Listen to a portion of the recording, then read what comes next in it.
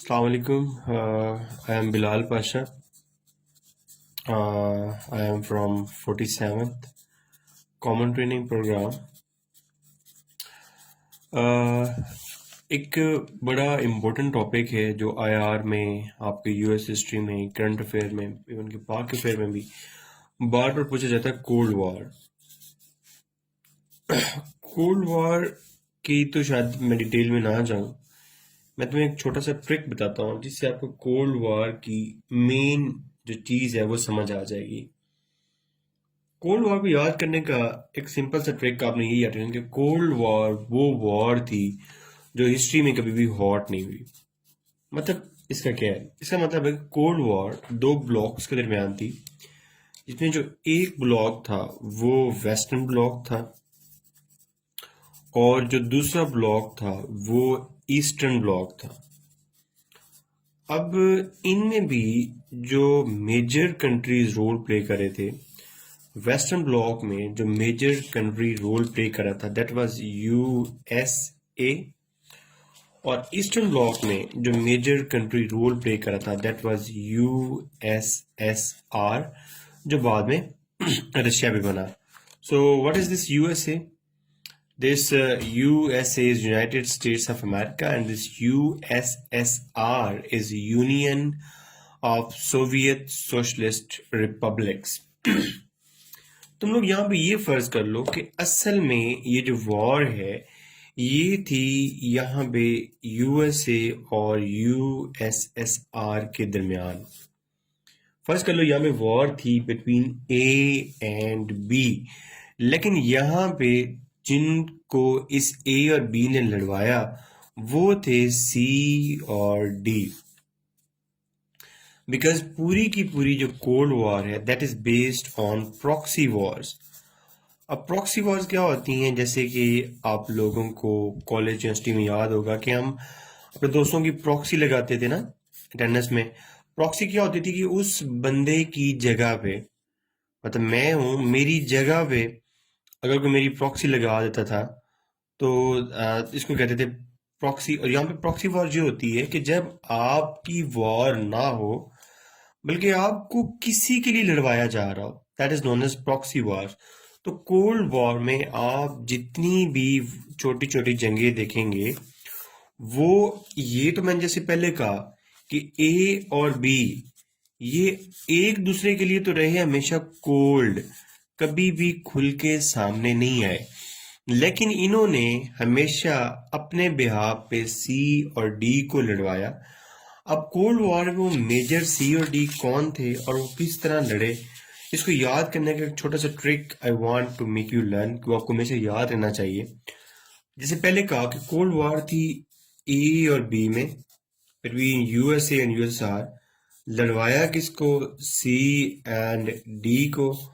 और हमेशा कभी वो सी एंड डी जर्मनी था, उसको पकड़ के डिवाइड कर दिया between East Germany and West Germany.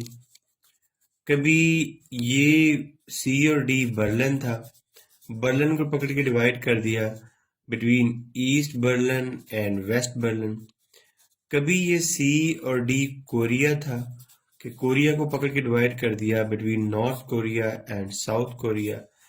कभी ये यहाँ पे जो आपका सी एंड डी है वो सी एंड डी कभी यहाँ पे वियतनाम था कि वियतनाम को पकड़ के डिवाइड कर दिया between North Vietnam and South Vietnam.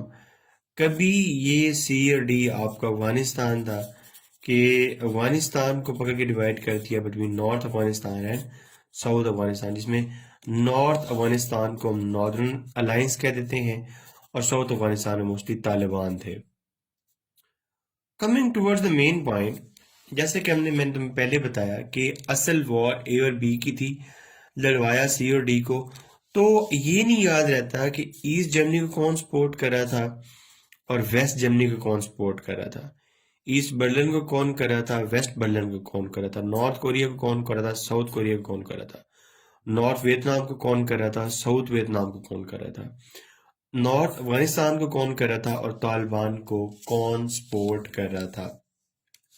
तो मैं आपको छोटा सा फार्मूला बताता हूँ, उस फार्मूले को आपने माइंड में रखना है। अगर वो आपके माइंड में रहना तो आपको कभी भी ये प्रॉक्सीज भूलेंगी नहीं कि हु वाज सपोर्टिंग हु। देखो छोटा सा एक वर्ल्ड मैप बनाते हैं, छोटा सा, कि ये वर्ल्ड है, उसमें ये अमेरिकन कॉन्टिनेंट है और इसके साथ ये अफ्रीकन कॉन्टिनेंट हो गया। बाकी ये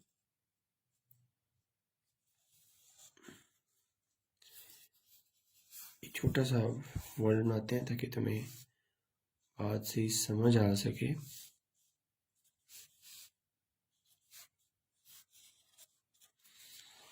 अच्छा, अब यहाँ पे इस वर्ल्ड को कोल्ड वॉर की वर्ल्ड देखो। बस कोल्ड वॉर की वर्ल्ड में कह लो कि ये जो यूएसएसआर है ना, ये बहुत बड़ा था, बहुत बड़ा था यूएसएसआर। अब कोल्ड वॉर की प्रॉक्सी को याद करने के लिए ना इसको डिवाइड कर लो इस तरह कि नॉर्थ एंड साउथ में वर्ल्ड को एक दफा डिवाइड कर लो और एक दफा वर्ल्ड को डिवाइड कर लो बिटवीन ईस्ट एंड वेस्ट में। अब एक छोटा सा माइंड में फॉर्मूला अप्लाई करो, वो ये देखो कि उस टाइम भी और आजकल भी, उस टाइम भी और आजकल भी, उस टाइम जो सबसे बड़ा कंट्री था वो यूएसएसआर था, जो कि बहुत बड़ा था। यूएस तो उसके मुकाबले में कुछ भी नहीं था। जो यूएस इधर है तो बहुत छोटा सा था। यूएसएसआर इधर रशिया, इधर सारे जो सेंट्रल एशियन रिपब्लिक्स हैं, इधर ईस्टर्न यूरोपियन की कंट्रीज, वो सारे के सारे यूएसएसआर का पार्ट बनते थे। अब इस स्कीम को माइंड में रखते हुए नॉर्थ और साउथ में देखो, नॉर्थ में एरिया किसका ज्यादा है, यूएसएसआर का। तो यहाँ पे फर्ज कर लो कि मैंने लिख लिया यूएसएसआर, तो अल्टीमेटली जो दूसरा पार्टनर बचेगा वो यूएसए है। और फर्ज कर लो ये एक वर्ल्ड है छोटू सी। उसके बाद एक दफा वर्ल्ड को डिवाइड कर लो बिटवीन ईस्ट एंड वेस्ट। ये हमने डिवाइड किया नॉर्थ एंड साउथ। और मैंने सिर्फ आपको इतना कहा कि आप ये कर लो कि इस वर्ल्ड को माइंड में रखो और ये देखो कि इसमें नॉर्थ में ज्यादा पोर्शन किसका था, यूएसएसआर का। तो अल्टीमेटली जो दूसरा पोर्शन बचेगा वो वहां पे मैंने यूएसए लिख दिया। और यहाँ पे मैंने ये कहा कि ये फर्ज कर लो कि वर्ल्ड मैप को माइंड में रखते हुए कि ईस्ट पे कौन था, ईस्ट में था यूएसएसआर और वेस्ट पे कौन था, यूएसए था। अब इन दोनों चीजों को माइंड में रखते हुए जितनी भी प्रॉक्सीज थी वो बना लो। अब देखो, एक सबसे पहले जो चीज डिवाइड हुई वो जर्मनी की डिवीजन थी। किस में, between East Germany and West Germany. उसके बाद डिवीजन कोल्ड वॉर में थी बर्लिन की। बर्लिन किस में डिवाइड हुआ, बिटवीन ईस्ट बर्लिन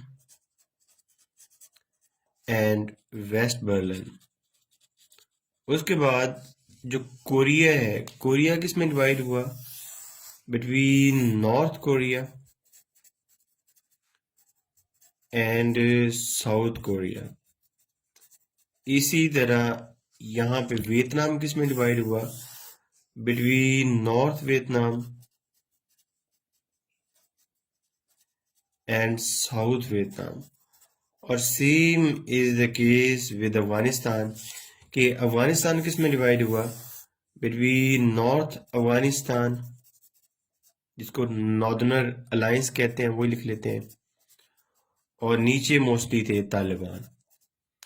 अब यहाँ पे ना ये प्रॉक्सी में समझ नहीं आती कि इसको कौन सपोर्ट कर रहा था और इसको कौन कर रहा था, इसको कौन कर रहा था, इसको कौन कर रहा था, इसको कौन कर रहा था, इसको। उसके लिए वही जो मैंने फॉर्मूला बताया है उसको माइंड में रखो कि ये वर्ल्ड है। इस वर्ल्ड को अगर हम नॉर्थ और साउथ में डिवाइड करते हैं तो नॉर्थ में ज्यादा रीजन किसका था एरिया, यूएसएसआर का था, और साउथ में डेफिनेटली दूसरा प्लेयर वो जो है यूएसए हो जाएगा। और अगर मैं वर्ल्ड को कहूँ कि ईस्ट और वेस्ट में डिवाइड करें तो ईस्ट में यूएसएसआर था और वेस्ट में यूएसए। अब ये वाला फॉर्मूला यहाँ पे अप्लाई करो, देखो ईस्टर्न जर्मनी को कौन सपोर्ट कर रहा था, यूएसएसआर, और वेस्टर्न जर्मनी को यूएसए। ईस्ट बर्लिन को यूएसएसआर, वेस्ट बर्लिन को यूएसए, नॉर्थ कोरिया को यूएसएसआर, साउथ कोरिया को यूएसए, नॉर्थ वियतनाम को यूएसएसआर, साउथ वियतनाम को यूएसए, नॉर्दर्न अलायंस को यूएसएसआर, नीचे तालिबान को कौन सपोर्ट कर रहा था, यूएसए।